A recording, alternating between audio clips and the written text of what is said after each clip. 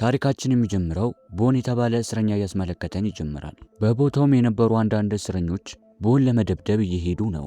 እስረኞቹም በግሩፕ ሆነው ቦን ያጠቁታል። ይሁን እንጂ ቦን ሁሉንም አንድ ባንድ ይዘረራቸዋል። ከጊዜያት በኋላ ቦን የእስር ጊዜውን ጨርሶ ከእስር ቤት ይወጣል።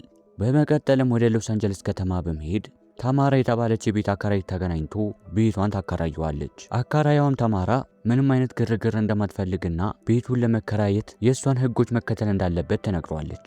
በቀጣዩ ትዕይንት ከመሬት በታች የሚደረግ የክፍያ ድብድብ እንመለከታለን። የዝግጅቱ አስተባባሪ ጄምስ ይባላል። አዘጋጁም ጄምስ ሃመርማን የተባለ አደገኛ ተፋላሚ አለው። ይህ ተፋላሚ አንድም ቀን ተሸንፎ አያውቅም። ተጋጣሚዎቹንም ከባድ ጉዳት አስተናግዶባቸው ይዘረራቸው ነበር። በመቀጠልም ሃመርማን ፒን በተባለ ሰው የሚመራ አንድ ተፋላሚ ሲገጠም እንመለከታለን። ግጥሚያውም ገና ከመጀመሩ ሃመርማን ተጋጣሚው በአንድ የምትጥሉት ሊገለው ሲሞክር ፒን መቶ ተፋላሚ እንዳይሞትበት ያደርጋል። ፊልሙን ካለቀ በኋላ ፒን በነገሩ ቢበሳጭም ምንም ማድረግ ስለማይችል ገንዘቡ ለጄምስ ይሰጠዋል። ጥሩ የማይባል ምሽት ያሳለፈው ፒን ወደ መኪናው ሲመለስ ቦን ከኋላው ይመጣበታል። እናም ቦን ለፒን የሱ ተፋላሚ መሆን እንደሚፈልግ ይነግረዋል። ፒንም ለቦን ምን ያህል ጎበዝ እንደሆነ ከማያውቀው ሰው ጋር ስምምነት ማድረግ እንደሚፈልግ ይነግረዋል። እንዲሁም ተሸንፎ ከማያውቀው ሃመርማን ጋር አፋልሞት ብሩ መበላት እንደማይፈልግ ጨምሮ ይነግረዋል። ቦንም ፒንን ለማሳመን አንድ ሐሳብ ያቀርብለታል።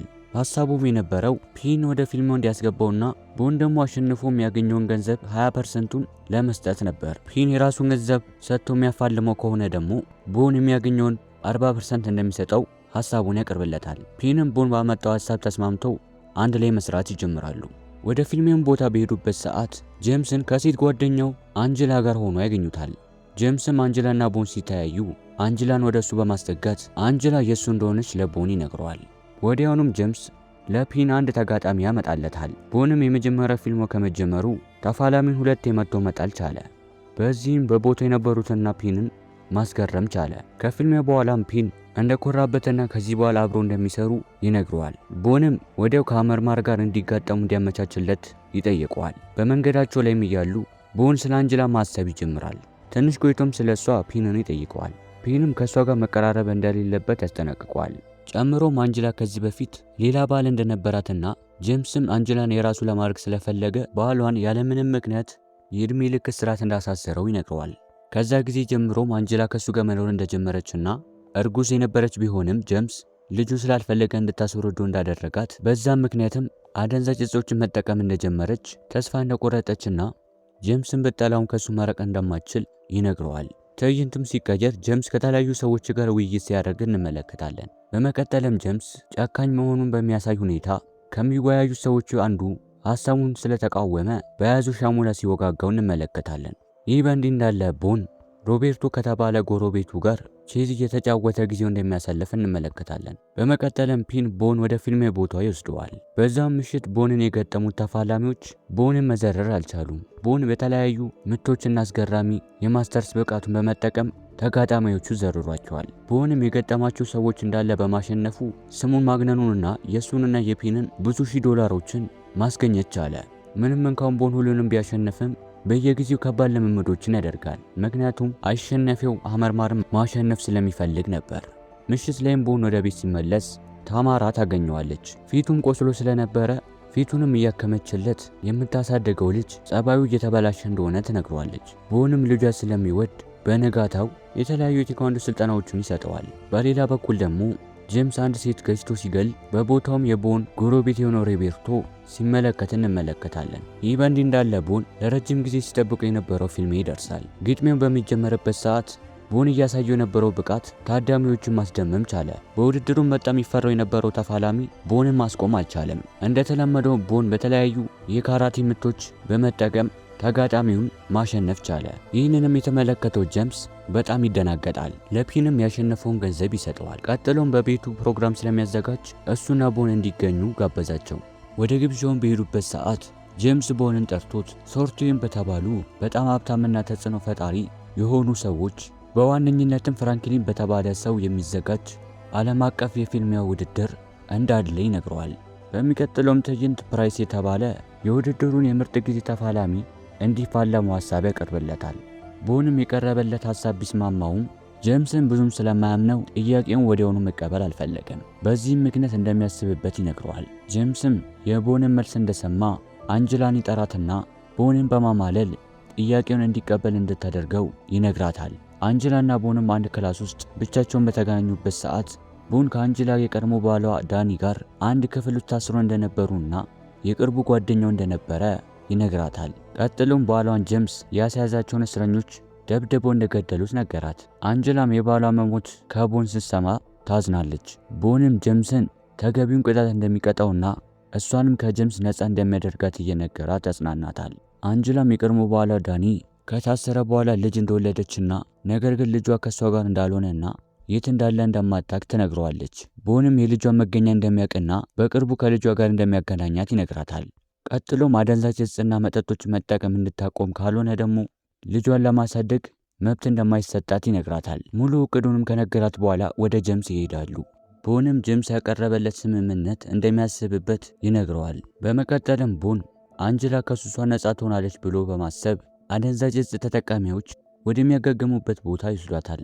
በቀጣዩም ቀን ጄምስ ወደ ፍራንክሊን በመሄድ የኮንሴንትሬት ፈቃድ እንዲያገኝለትና በቦንና በፕራይስ መካከል የሚደረገውን ግጥሚያ እንዲያመቻችለት $5 ሚሊዮን ይሰጠዋል። በመሸም ጊዜ ቦን ወደ ቤቱ በሚገባበት ሰዓት ሮቤርቶ በጄምስ ውሾች ተበጫጭቆ እንደሞተና ለዛም ያበቃው እነ ጄምስ ሰው ሲገሉ ስለተመለከተ እንደነበረ ይረዳል። ቦንም ሮቤርቶ መልካም ሰው እንደነበረና ለሱም ጥሩ ጓደኛ እንደነበረ በማሰብ ልቡ ይረበሻል። አካራዩዋ ካማራም የሮቤርቶን ድንገተኛ መገደል በጣም አስደንግጧት ማልቀስ ስትጀምር ቦን እሷን ማጽናናት ይጀምራል።